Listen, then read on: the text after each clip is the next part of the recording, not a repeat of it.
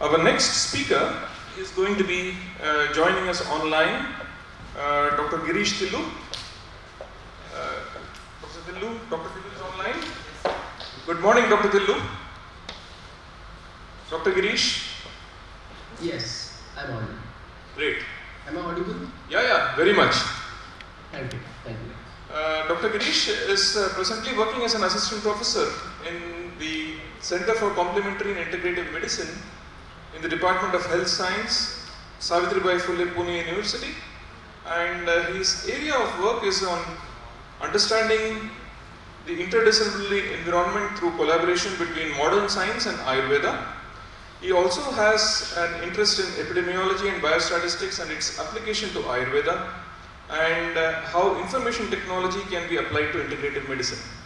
He has a PhD in pharmacoepidemiology of Ayurvedic medicines, and he has been having a lot of recognition in the field of Ayurveda and Ayurvedic integration with biological science. Dr. Tillu, good morning, and we are really very happy to have you today, and we would like to hear you. Please. Thank you very much for sharing my screen. Dr. Tillu, we have 15 minutes, and after 5 minutes online. Dr. Tillu? Sorry, I could not be there in person. Dr. Tillu? The topic is, I'm going to discuss is translating knowledge and evidence into practice. I'm very happy to watch Dr. Jacob speak about Tulsi and his experience about Tulsi and its effects in cancer. And this also tells us that our rich knowledge base does provide immense opportunities for research on traditional concepts and thoughts. This is an ancient Indian proverb that says, if a proper diet is followed, then what is the need of medicine? If diet is not proper, then what is the use of medicine? And this really spells importance of diet. Wish you happy Kojagiri Purnima, and we will start with milk today. This is the nutritional analysis of milk, how much various components we can get with milk. If we look at milk as medicine, then Ayurveda enlists so many effects of milk as medicine. At the same time, if we look at a database of milk as a causative factor for diseases, it also provides several indications of several diseases that can be caused by milk. Thus, food is substance, also food is a situation of precise use of any substance in a particular situation that defines its role as medicine or a positive factor. Many times we get overwhelmed with research on a particular drug, a pill or approach, but when it comes to medicine, specific indication in a precise situation is very important. And hence Ayurveda management of health and disease considers diet, drug and behavior a triad for managing health or treatment of any disease. Ayurveda also emphasizes on the process of digestion and metabolism that regulates our internal environment. Any health management is managing a crosstalk between our internal environment and external environment. Thus, our gut plays an important role, and nutrition in Ayurvedic perspective can be thought as cause as well as therapeutic benefit. And hence Ayurveda emphasizes on gut health, proper digestion, proper nutrition, Inputs as well as processing, both are important, and our gut health determines the preventive and therapeutic aspects. Gut interventions have systemic effect, and hence gut or digestion has been central theme in various Asian medicines, including yoga, traditional Chinese medicine, Japanese medicine, naturopathy, and even in Ayurveda. An Ayurvedic physician, when is approached by a patient, then we examine various aspects of the person and try to make a judgment of gut health. We assess tongue, oral cavity, abdomen, skin, process of digestion, appetite. We ask several questions about bowels, stools, history, and we try to assess gut health in general. And the same concept is being reiterated and rediscovered even by modern medicine, where gut health is becoming a new important objective approach in medicine. We are witnessing several papers on gut-brain axis and interaction of gut with several organs of the body. And hence, assessment of gut is very important, not just for nutritional aspects, but for immune system, defense against infections, and our signaling processes. Interventions, Ayurvedic interventions, we try to restore gut health.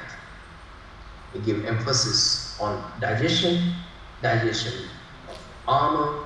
We advise when to eat, when to fast, or when to have a controlled diet. And Ayurvedic advice also includes several do's and don'ts, because Ayurvedic physician wants to set up a situation where drug can work further and facilitate excretion of toxins and metabolic wastes. Thus, Ayurvedic interventions will try to ensure gut conditioning with proper or controlled diet, medicines. We use several approaches, including several cleansing procedures, and improve overall functions of our metabolic states. Thus, Ayurveda advises on diet in each and every disease. We try to make diet tasty but nourishing. We advise food with all 6 tests: diet according to need, constitution, season, and we also advise variations according to time, constitution, season, weather. 6 tests. Our diet should comprise food items. Those represent all 6 tests. It is representation of a rich phytochemistry. Thus, food is medicine. There are several reviews which explore various biological pathways, how Ayurveda approach or how ancient Indian thought process actually proposes several dietary interventions. Recent understanding and emerging studies on microbiota reveal many keys to understand mechanisms of diseases, also how we can regain and retain health.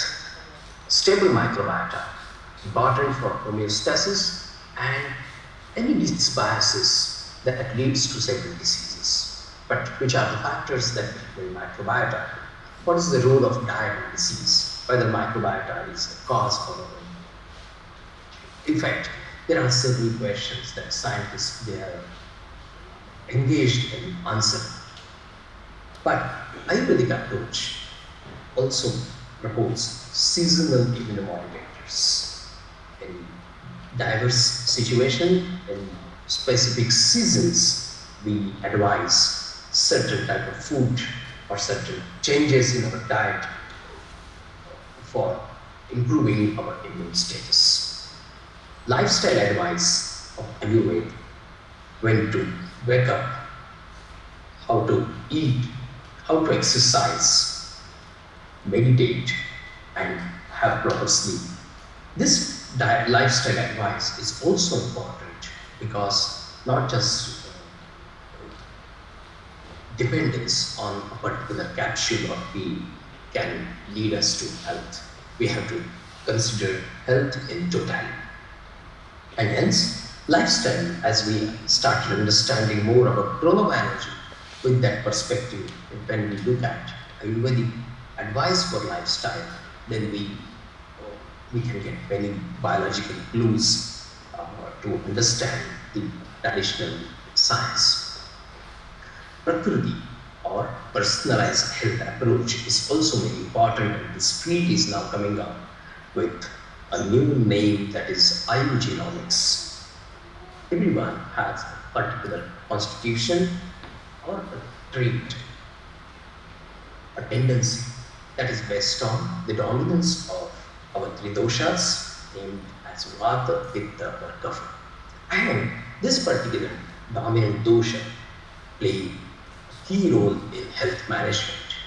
We can predict some diseases and advise personalized diet or personalized immunomodulatory approach or a lifestyle. And our gut health or gut status is also specific to our constitution, and hence many such variables, they play an important role while we advise our prescription or for disease management or health advice. We all are witnessing flood of papers or research. For example, this morning I searched PubMed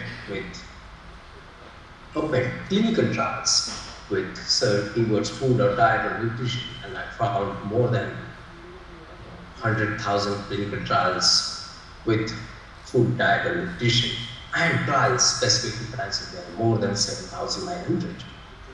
With this rich research, are we using the insights of our colleagues, researchers, for converting them into practice? And this is now a challenge to make a good research synthesis of present-day literature and utilize that literature for improving our practices and implementing or translating the evidence in real-life clinical practice scenario. I actually thought to do more analysis of this present literature, but then this task is really one of the tasks, and because of some health restrictions, I cannot take this work forward. But I'm concluding with a message that how Ayurvedic knowledge-based concepts, therapeutic aspects, and research leads can be useful for research in Ayurveda-based discovery for newer nutraceuticals or even pharmaceuticals.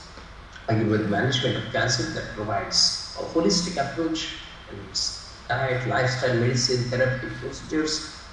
Panchakarma, they are the procedures, if followed very cautiously, they are helpful, and various polyherbal formulations and combinations, they are being used to strengthen the immune system, detoxification, free radical scavenging, and antioxidant activities to balance inflammatory response, optimization of metabolic status, improve regenerative mechanisms, and overall quality of life.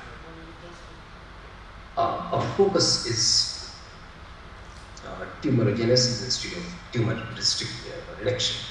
And hence integrative medicine comprising Ayurveda and contemporary cancer therapeutics can minimize the complications, reduce adverse effects of chemotherapy and radiotherapy, and avoid cultural resistance, strengthening mind and body through holistic approach, and can be a very good approach for post-treatment quality of life for cancer patients. There are few indications of cancer management. Those are being reported by various papers, and I'm not going into details, but our group also has shown some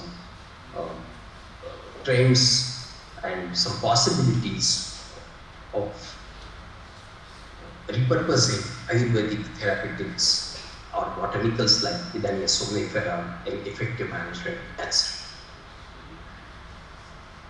Many formulations like Triphala, they can be very potential nutritional supplements for management of cancer. Thus, Ayurveda can be a search engine or can be helpful in development or discovery of new nutraceuticals. MSoft is a software, a decision support system coupled with data mining tool that was developed by Savitribai Phule Pune University and Center for Development of Advanced Computing, and captures more than 5 lakh records from more than 30,000 verses from Ayurvedic classics. And the data mining tool is built on several combinations of more than 5,000 disease types, more than 3,000 dietary recipes, and we can search this knowledge base with several combinations of properties and activities, and thus we can mine data from Ayurvedic classics. This is now possible, and this can be useful for researchers working in this area. I'm going to conclude this talk with a very interesting message that we are what we eat, what we buy, and what we think. With this, thank you for this opportunity to discuss some of the thoughts on Ayurveda and its possible inputs for managing several non-communicable diseases. Thank you very much.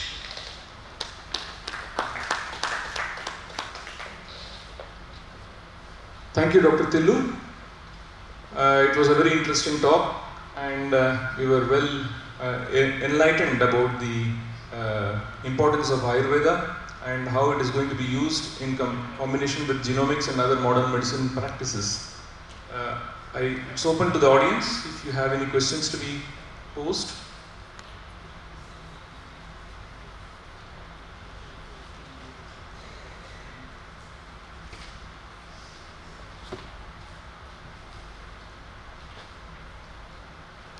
If there are no questions, we once again thank Dr. Tillu for giving a very interesting lecture.